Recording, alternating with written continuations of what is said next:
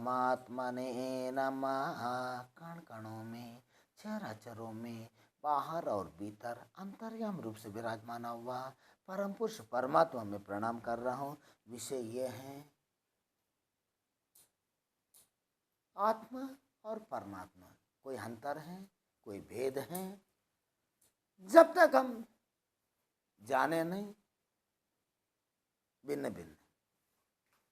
जब तुम उस जगह पहुंचता है, जब उस जगह में पहुंचता है, जब तुम अनुभूति करता है, जब उस दिन आपका अनुभव होगी। किस प्रकार होगी? अब उदाहरण में देना चाह रहा हूँ। एक अगाध समुद्र है, जल है, वो परमात्मा है। अगाध जल है, जल ही जल है, सागर है, समुद्र परमात्मा है। जो सागर के अंदर, समुद्र के अंदर जो लहर उठ रहा है, लहर उठ रहा है, पेन है, बुलबुला, लहर उठ रहा है, वो आत्मा है।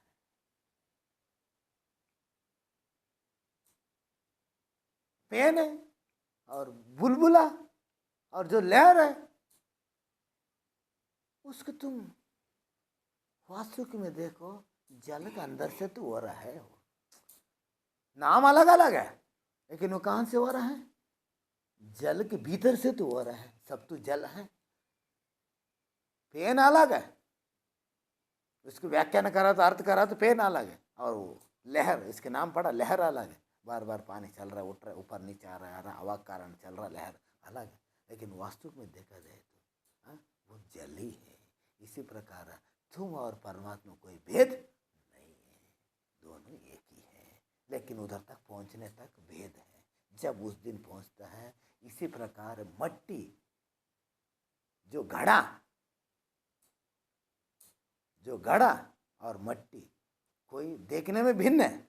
देखने में घड़ा, घड़ा अलग है और मिट्टी अलग है। वास्तविक में जिस दिन मटका, मिट्टी के मटका फूटता है, वो मिट्टी में मिल जाता है। इसी प्रकार साक्षात्कार पुरुष है, उनके अंदर भेद खत्म हो जाता है। कैसे हो जाता है? मैं परा नहीं हूँ, परमात्मा कोई भी अलग नहीं है।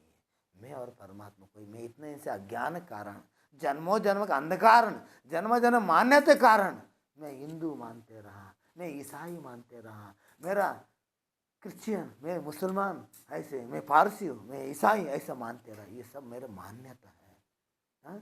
और मैं ब्राह्मण हूँ, मैं क्षत्रिय हूँ, ऐसा मेरा जातिवाद रहा।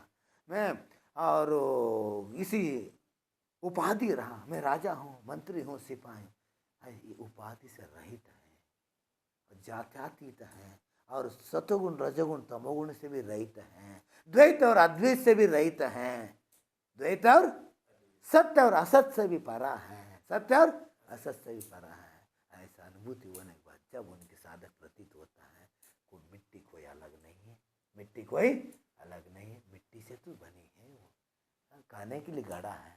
और जैसा वास्तविक में देखा तो मिट्टी से तो सब आभरण, वसु वसु जो मिट्टी से सब बर्तन बने, सब मिट्टी से बनी है, आखिरी में मिट्टी में मिल जाता है। इसी प्रकार साक्षात्कार पुरुष है, जो ईश्वर प्राप्त कर रहे पुरुष है।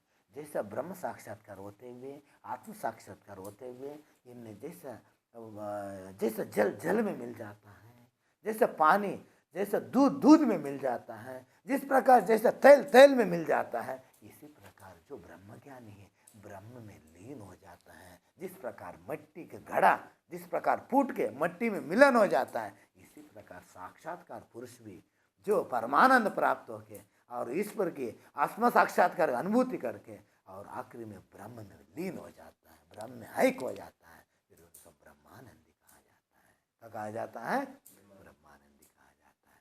उन्हीं से वो ब्रह्मानंदी कैसे रहता है? कोई कंदरों में, कोई हिमाचल बर्फों में, कोई गुफाओं में, वो गृहस्थी के बीच में भी रहता है। जानते हुए भी अनजान ऐसे, जानते हुए भी अनजान मूड ऐसे रहता है। कोई कुछ कह रहा है, कोई सब कुछ कर सकता है वो, लेकिन मैं कुछ नहीं करते, साक्षी ऐसे जो हो रहा होने दो। कोई कुछ प्रसन्नता होता है, कुछ प्राप्त होता है ना प्रसन्न होता है, कुछ ना प्राप्त होता है फिर क्रोध होता है, कुछ नहीं, केवल साक्षी ऐसी देखते ही रहता, जो हो रहा वो नहीं, तो मैं कुछ नहीं कर रहा हूँ, सब ईश्वर ही कर रहा है, ऐसा उन्हीं के ऊपर छोड़ देता है। अब ये जो बुद्धिमान है, जो चतुर है, जो शब्द जोड़ने में चातुर है, वो क्या करता है, अपने बुद्धि उपयोग करता है, ये अनुभूति से वंचित हो जाता है, ये अनुभूति से वंचित हो जाता है। क्यों है? परमात्मा की अनुभूति है, बुद्धि से परा है, सतोगुण तमोगुण से परा है, सकार निकार कोई बोल रहे सकार हो, वो भी नहीं जानते, कोई बोल रहे परमात्मा निराकार है, वो भी नहीं जानते। परमात्मा की अनुभूति न सकार है, निराकार से परा है, सत्य और असत्य से, सुख और दुख से परा है, सतोगुण रजोगुण तमोगुण से, तीनों से परा है। उसी को हम त्रिगुणातीत पुरुष कहा जाता है, उसी से हम स्थिति प्रज्ञ कहा जाता है, उसी से हम परमहंस कहा जाता है, उसी से हम अवधूत कहा जाता है, उन्हीं से हम योगी पुरुष कहा जाता है। वो पुरुष संसार में कैसे विचरता है? किस प्रकार एक कुंड में जल में जैसे कमल पत्ती रहता है, जो कमल के पौधा पत्ती होता है, जल में होते हुए भी लिप्त नहीं होते, जल में होते हुए जल से अलग रहता है। इसी प्रकार वो पुरुष संसार में होते हुए भी कहीं भी रह सकते हैं, लेकिन पहचानने की क्षमता तुम्हारे अंदर होना चाहिए। तुम पहले शिष्य बनना चाहिए, तुम पहले मुमुक्षु होने चाहिए, जिज्ञासु नहीं। कौन है मुमुक्षु? मुमुक्षु कौन है? जिज्ञासु कौन है? जिज्ञासु तीर्थों में कोई परमात्मा मिल जाए, कोई ऐसा हम कुछ करना ना पड़े, किताबों में कोई ज्ञान मिल जाए, हम तीर्थ भी कर ना पड़े, कोई ऐसे महापुरुष मेरे पास आते मेरे को मिटाई दे दे, कुछ ऐसे होने वाले नहीं है। वो कोसते रहता है, हाँ? वो संशय करता है, जो वो किताब है और नहीं है, किताब में तो लिखा है और नहीं है, वो अनुभूति नहीं करना चाहते, वो पहुंचना नहीं चाहते, केवल वो पढ़ पढ़ के इनने का लिखा, उनने का लिखा, इनने का लिखा, ऐसे तर्क ही करते रहता है। कभी वो प्रैक्टिस नहीं करते, अभ्यास नहीं करते रहे। लेकिन जो मुमुक्षु है, किताबों के साइड में रख देता है, रख के वो स्वयं जाके देखना चाहता है। क्या देखना चाहता है? अब जिस प्रकार और जिज्ञासु क्या करता है, जिज्ञासु अब आप बैठा है, मैं बैठा हूँ, मैंने आपकी पर्ची में लिखा जल पियो, जल सेवन करो, हमने पर्ची में लिख के आपको दे दिया। फिर मैंने क्या कर दी, स्वयं जल गिलास में पानी पी गए, पानी हमने पी लिया। मैंने आपसे पूछा जल के अनुभव आप बताओ, आपने तो पढ़ लिया। मैंने आपसे कहा जल की वर्णन आप करो, आप किस प्रकार करेंगे? किस प्रकार आप कर सकते? क्यों नहीं कर सकते? आपने तो पढ़ लिया ना, फिर पिया नहीं।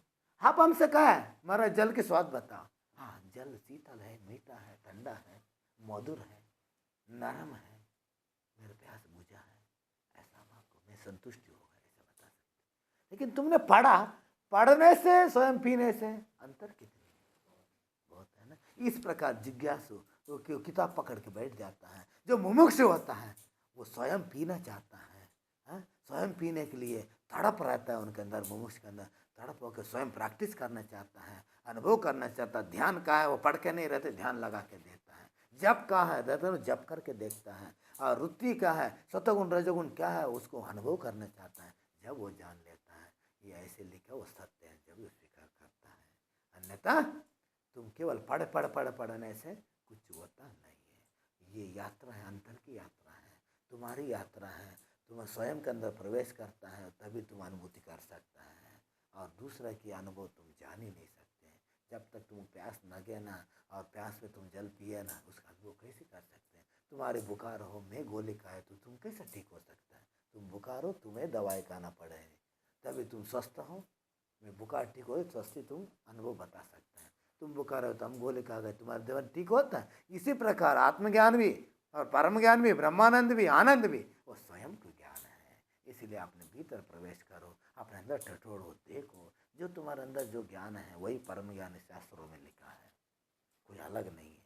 लेकिन वो लिखा जरूर है, लेकिन तुम्हारा अनुभव होना अनिवार्य है। जब तक तुम्हारा अनुभव हुआ नहीं, तुम भी लिखा है पढ़ के पकड़ के मत बैठना। जब तक तुम्हारा अनुभव नहीं हुआ तब तक तलाश करते रहो, यात्रा करते रहो। एक न एक दिन बीज बो, बीज बोना बस। एक न एक दिन वो बीज, मौसम आएगी, कोई ऐसे महापुरुष मिलेगी चिंतित हो जाएगी, अपने आप वृक्ष बन जाएगी।